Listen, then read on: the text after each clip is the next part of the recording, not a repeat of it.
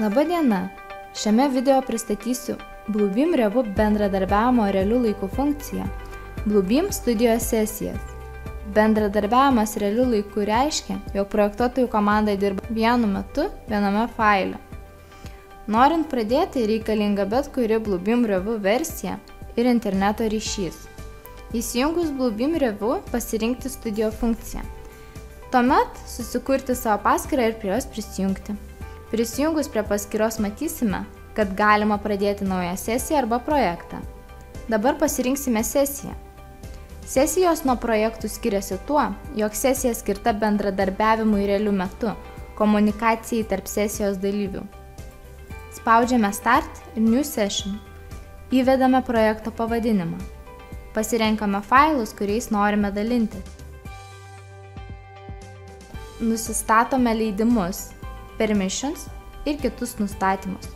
Spaudžiame OK. Sesija sukurta. Atsiranda langas, leidžiantis pakviesti dalyvius elektroniniu paštu su prierašu žinute.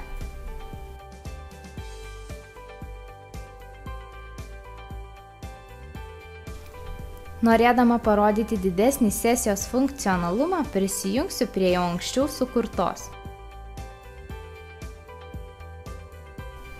Dešiniojoje įrankių juostoje matome sesijos dalyvius ir būseną. Žemiau sesijos dokumentus. Atsidarius dokumentą matyti, kokie redagavimai jame atliekami.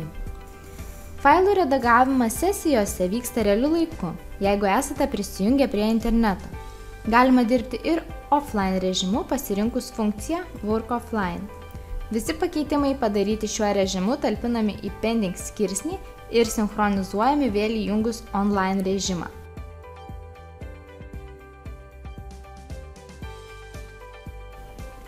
Atliktų veiksmų chronologiškas sąrašas talpinamas Record skiltyje. Čia taip pat galima ir tiesiogiai susirašinėti su sesijos dalyviais. Pakeitimai dokumente atliekami realiu laiku, žymos pastabos priskiriamos dalyviams, kurie jas sukūrė. Kiekviena žyma ir pastaba yra užrakinama, todėl jas redaguoti gali tik tas žmogus, kuris sukūrė. Bendradarbiavimo funkcionalumas.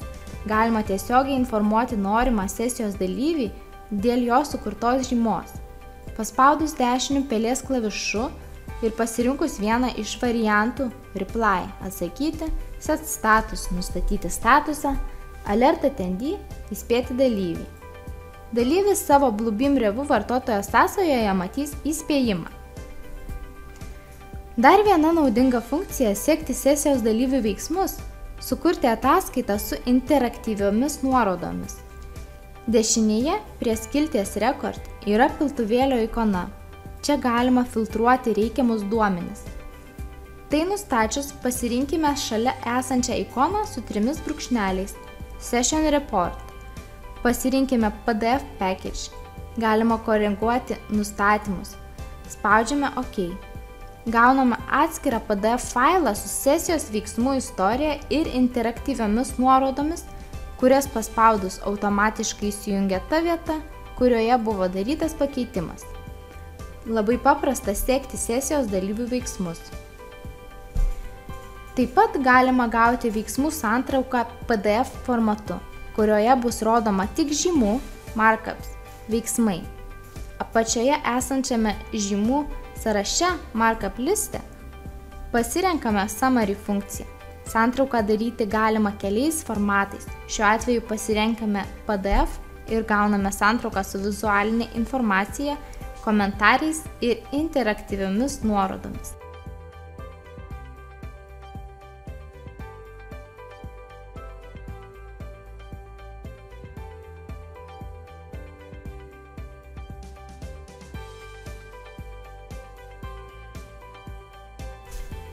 Visi studijos sesijų failai saugomi debesyje ir pasiekiami iš bet kur yra interneto ryšys.